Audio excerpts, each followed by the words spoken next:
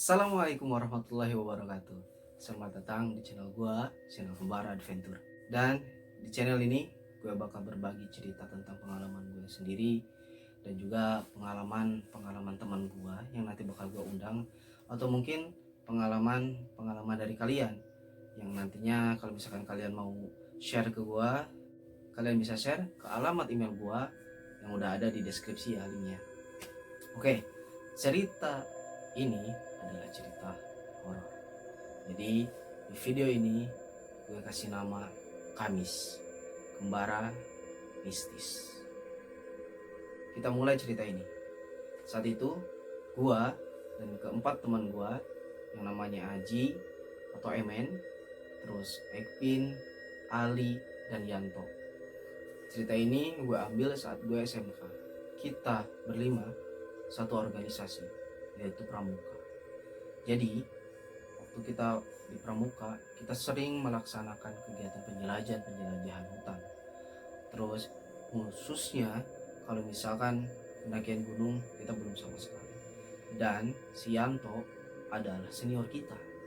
Dia berinisiatif mengajak kita untuk mendaki gunung, namanya Gunung Paninjauan, yang tepatnya berada di Kecamatan Gunung Tanjung. Sedangkan kita berada di Kecamatan Bandung Jaya, kecamatannya bersebelahan lah. Selain dari ajakan Sianto, gue juga termotivasi sama ajakan temen gue satu kelas, namanya si Agus. Si Agus ini rumahnya berada di kaki gunung Paninjauan. Si Agus ini dulunya juga anggota Pramuka. Dia sering bolak-balik tuh mendaki Gunung Paninjauan. Si Agus pun ngajak gue, ayo kapan-kapan gue anterin dah lu ke Paninjauan. Gue tambah semangat tuh karena si Agus juga mau ikut, katanya mau nganterin gue dan teman-teman gue untuk mendaki gunung ini, dan juga si Anto tentunya ya udah menjadi teman baik kita karena dia juga senior kita, kakak kita di Pramuka. Singkat cerita, kita berlima akan mendaki gunung ini di hari Sabtu sepulang kita latihan Pramuka. Berbagai perbekalan udah kita siapin, mulai dari makanan untuk selama pendakian, cemilan lah, pakaian lah, baju, jaket, atau semuanya logistik, kecuali tenda. Dan konyolnya lagi, kita semua masih pemula, termasuk Sianto juga. Kita hanya berbekalan sarung, belum punya tuh sleeping bag, dan belum umum lah waktu itu yang namanya sleeping bag. Singkat cerita, kita berkumpul di rumah gua. Setelah kita berkumpul, lalu kita pun briefing.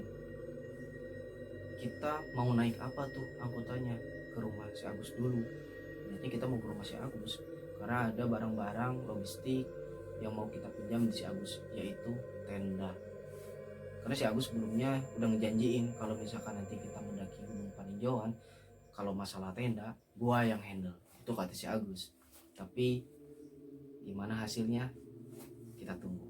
Terus dalam proses untuk sampai ke kaki Gunung Paninjauan, ternyata kita gak bawa kendaraan.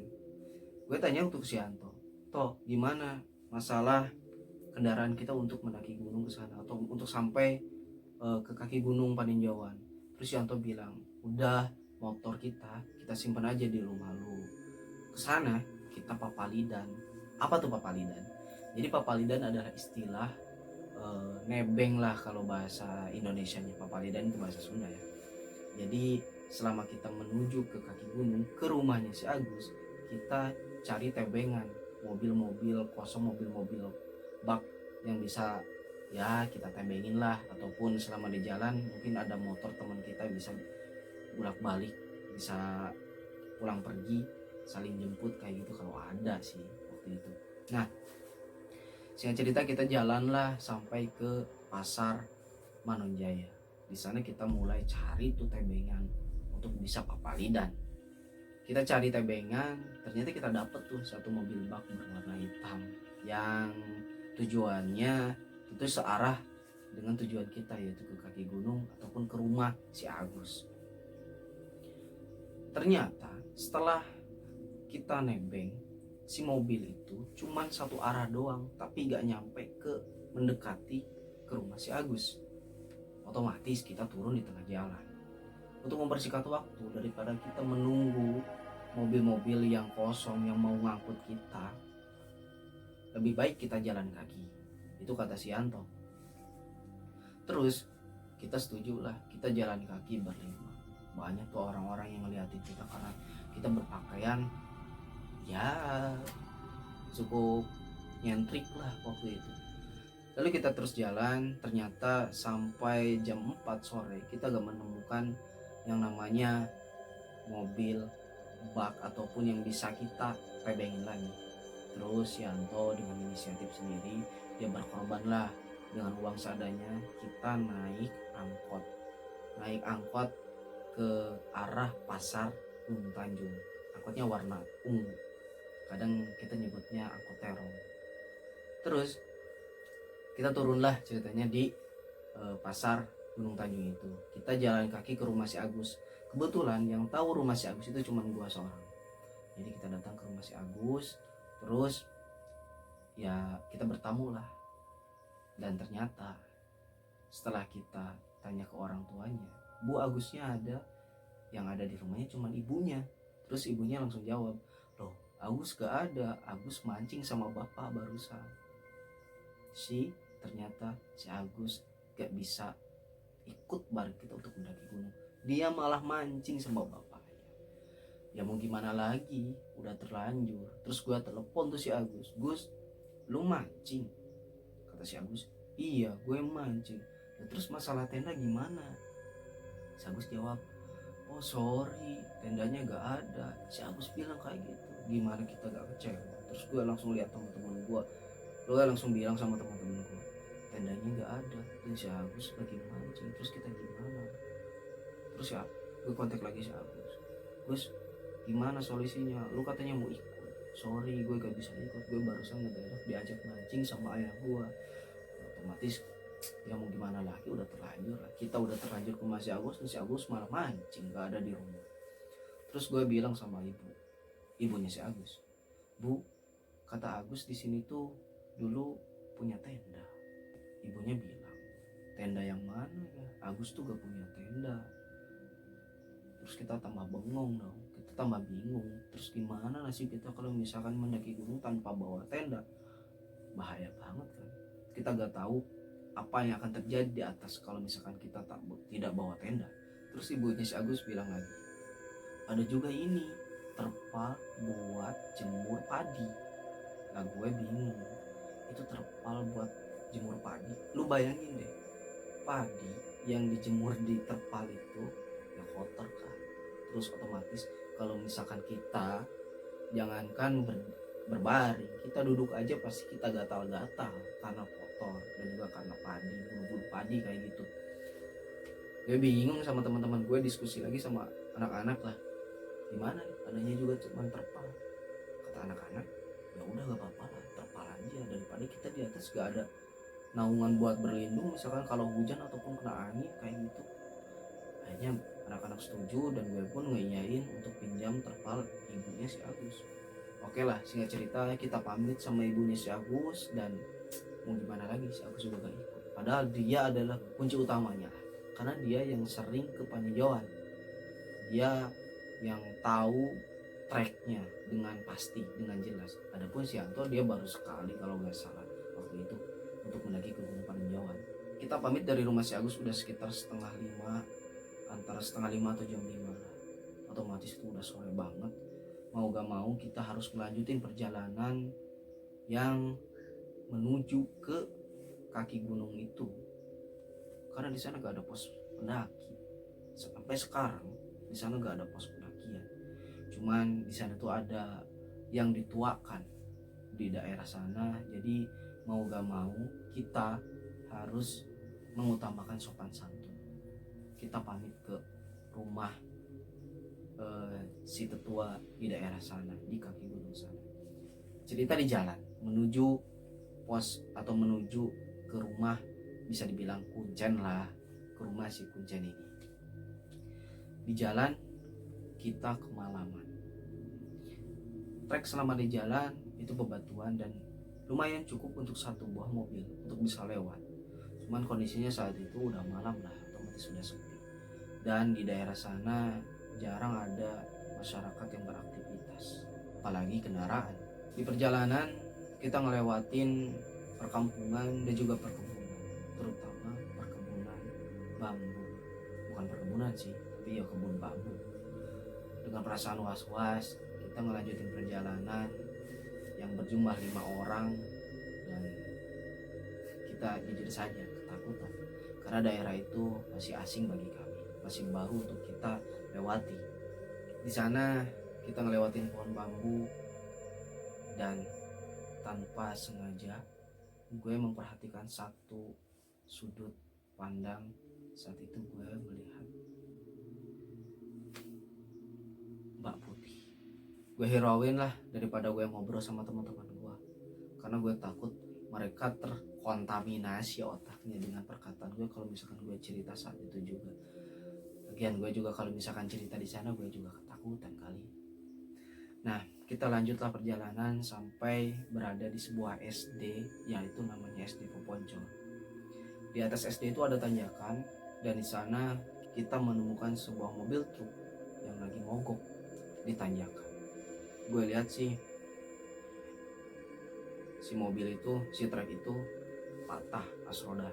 Ya kita lewat aja lah, gak ada niat bantuin juga gimana. Terus kita bingung, udah kemalaman, dan kita juga bingung gimana cara kita untuk sampai ke Gunung Paninjauan sedangkan kondisinya udah malam. Sedangkan si Anto juga saat itu lupa ingat treknya. Terus gue inisiatif, karena udah malam, kita udah kelelahan, ditambah treknya yang asing bagi kita, dan juga ditambah kita kelelahan saat papali dan itu kita menemukan mobil untuk tebengan, kepaksa kita jalan. Semakin terkuraslah tenaga kita. Lalu gue berinisiatif, oke, kita gak harus terusin perjalanan kita, cari saja tempat sekiranya lahan luas untuk kita diriin terpal ini sebagai tenda. Teman-teman gue setuju, si Aji, si Ali, si Ekvin, si Anton, mereka setuju dengan saran gue. Kita cari-carilah lahan-lahan kosong. Setelah kita cari-cari, dan yang namanya di perkampungan ya gak ada lah, kita hanya menemukan pinggir jalan itu cuman kebun-kebun singkong, kebun-kebun bambu, kebun-kebun pisang, dan gak ada lahan untuk kita mendirikan tenda darurat yang dari terpal itu. Dan terpal itu besar banget, mungkin ukurannya 5 meteran, gila banget dan berat.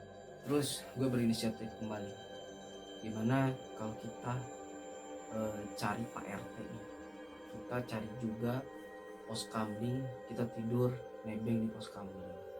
Dan kebetulan setelah gue ngobrol kayak gitu, kita jalan sekitar 10 meter ke depan, kita nemuin tuh pos kamling.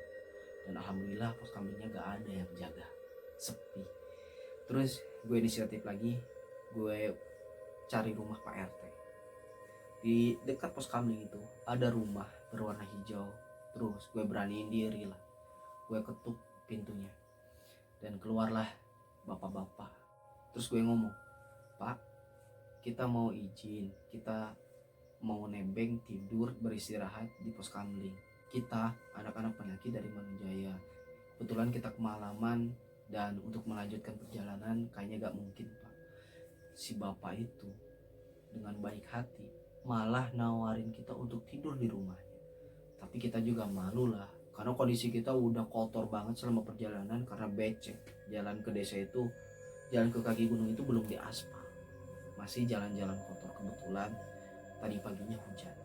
Si bapak itu nawarin untuk tidur di rumahnya, tapi kita malu. Akhirnya kita cuman cukup minta izin untuk ikut nebeng tidur di pos kamling. Si bapak pun ngeiyain, dan kebetulan si bapak itu juga Pak RT-nya ternyata. Karena kita udah izin, lanjutlah kita tidur ceritanya, atau istirahat dulu di pos kamling itu. Kita ngobrol-ngobrol sampai jam 10 malam. Kita bikin api unggun kecil di depan pos kamling itu. Kita ngobrol tentang kegiatan kita di Pramuka, kita saling bercanda, mengingat teman-teman gue ini ya dari dulu juga kemana-mana sering bareng kayak gitu, dan ke depan kita punya rencana ataupun kita berhayal gitu saat di puncak mau ngelakuin apa, atau banyak sesuatu lah yang banyak kita ceritain.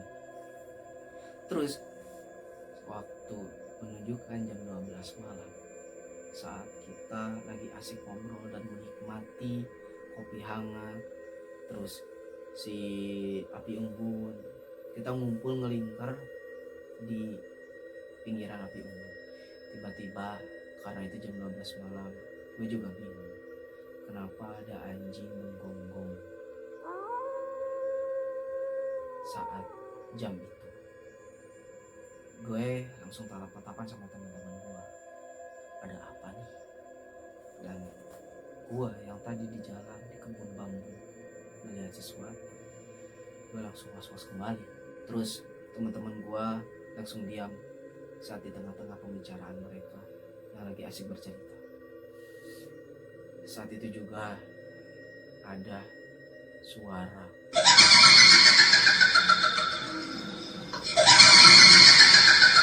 sontak. Kita pun langsung pakai sarung dan langsung tidur. Dan kita gimana pun caranya merem dengan perasaan yang takut karena mendengar suara itu. Lu bayangin deh, di jam 12 di perkampungan, walaupun itu perkampungan tapi sepi, dingin, hujan rintik-rintik, kita ngedenger suara kayak gitu. Kaget, lemes, takut. Gua dan teman-teman gua yang cuma bermodalkan sarung saat itu langsung masuk ke dalam sarung, nutupin badan kita, dan imajinasi kita pun langsung main. Imajinasi gua langsung main juga. Aduh, jangan sampai itu makhluk mendekat ke tempat kita tidur di pos kamling itu. Kita berusaha untuk gak denger suara apapun itu, karena saat itu juga tiba-tiba si anjing yang kedengaran suaranya menggonggong itu, dia deket ke pos kamling, dan gue kedengaran banget tuh ada suara endusan anjing kayak gitu. Ya kalian sendiri tahu lah gimana kalau anjing lagi ngejulurin lidah, suaranya kayak gitu, terus kedengaran suara langkah kaki kecil kayak gitu. Kita makin takut. Dengan ketakutan kita, jangankan buat buka si tutup kepala kita, si sarung kita, buat lihat itu ada apa yang ngedekat ke pos kamling itu, boro-boro udah ngelakuin kayak gitu. Untuk gerakin kaki aja kita takut, karena takut digigit atau imajinasi kita kalau misalkan ada yang tiba-tiba yang nyolek kaki kita. Gue takutin itu makhluk itu yang tadi ketawa. Teman-teman gue gak ada yang ngobrol, mereka diam semua dan mencoba kita ngelupain, pura-pura gimana caranya kita buat supaya lupa dan kita cepet-cepet tidur. Kita gak memperdulikan lagi itu api unggun, barang-barang yang berserakan yang belum kita sempat beresin, kita biarin. Kita tidur gimana pun caranya, kita harus tidur.